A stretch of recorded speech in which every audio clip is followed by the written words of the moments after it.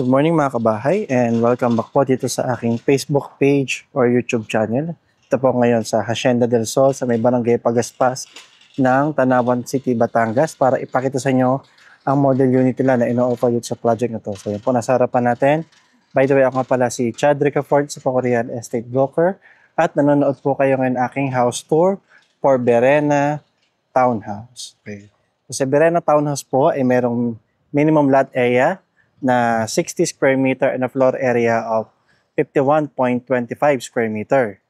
Okay, so provision for 2 bedrooms with 1 toilet and bath.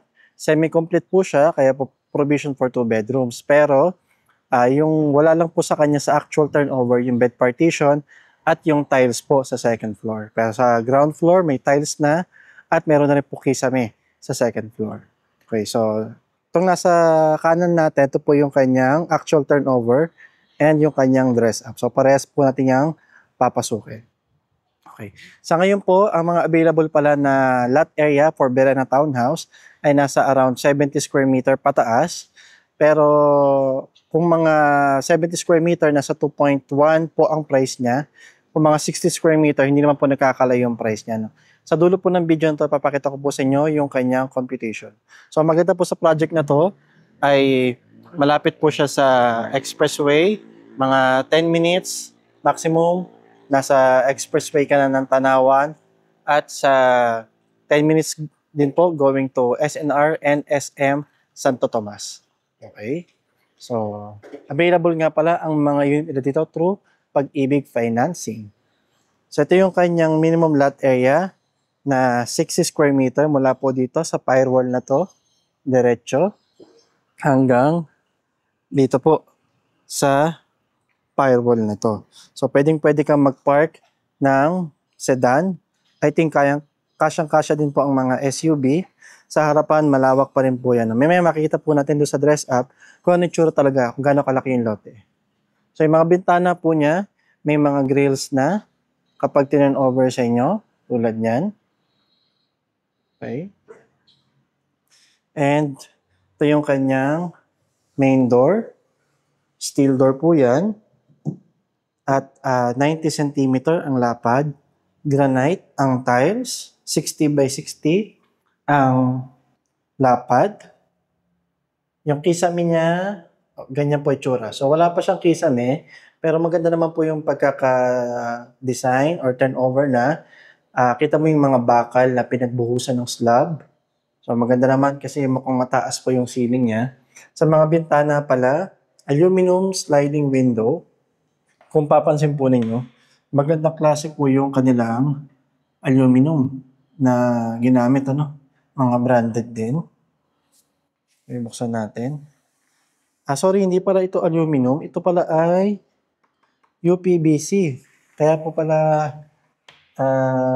maganda yung texture niya. So, UPVC po ang mga ginamit po, And meron siyang screen. Tulad niyan. Medyo bronze po yung kulay ng kanyang mga bintana. So, dito naman, ito yung kanyang provision for dining area, kitchen area. So, ganyan yung actual turnover. May mga cabinet. Okay. Mga cabinet niya ay hindi ko lang buksan. Pero may mga cabinet po. And yung kanyang lababo, ito na yung actual turnover. Naka-tiles, may cabinet din. So, yung kanyang dining area, saktong-sakto yung luwag. Pero yung kanyang living area, maluwag po, Ito naman, yung pintuan, papunta po sa service area mo or dirty kitchen. Kung papansin po ninyo, steel door din po yung ginamit nila dito. Ay, sorry, hindi pala siya steel door. Mukha lang siyang same texture, pero flash door pala siya. Pero magandang klase po yung pagka-flash door niya. And ito yung kanyang dirty kitchen. So, pwede kang magbakot po dito, sa area to. So, meron ka pang 2 meter na setback. So, yung property line mo hanggang dito po sa firewall na to, ito yung toilet and bath. So, nagdidikit po yung toilet and bath ng kapitbahay mo sa likod.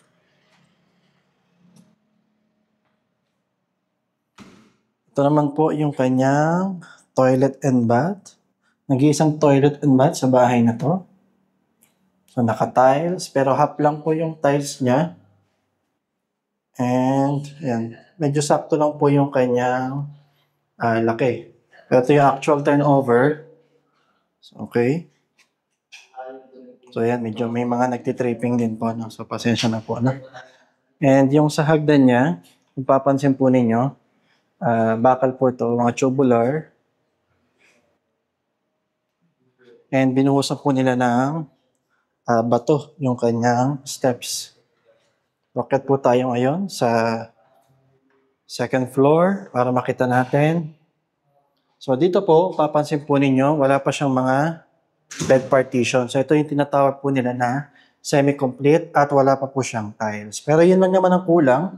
Kung papansin po ninyo, maganda yung kisame, makinis yung pader. Ito yung pwede magkaroon ng 2 kwarto at may maliit ka pang family area po dito. Sa mga bintana, UPVC din po ang ginamit nilang materyales. Okay. Okay, so maluwag po ito no, para sa 2 kwarto. Kung sasagadin mo talaga, I think kaya to ng hanggang 3 kwarto. Okay, so punta naman po tayo ngayon sa kanyang dress-up model. Okay, so ito naman po yung kanilang actual turnover. So same lang din po yung kanyang lot area tsaka yung floor area. Ito lang po may mga konting gamit lang po sa loob ng bahay. Ano? So sa harapan, kung papansin po ninyo, ito na yung size talaga ng kanyang bahay, 60 square meter. So maluwag naman, may maluwag ka pang area dito para sa garden mo. Okay. So dito naglagay sila ng mga gamit, sopa.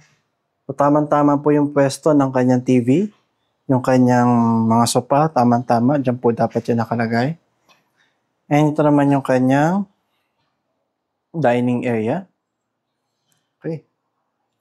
And yung kanyang kitchen area. Okay, so same lang naman po, naglagay lang sila ng dining table. So next naman, punta naman tayo dito sa kanyang toilet and bath. So same pa rin ang itsura.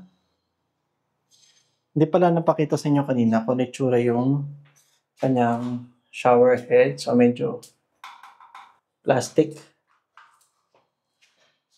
Okay. So PVC type yung kanyang pintuan. May screen din po yung kanyang bintana dito at meron ding grills. So kaya tayo ngayon sa kanyang second floor.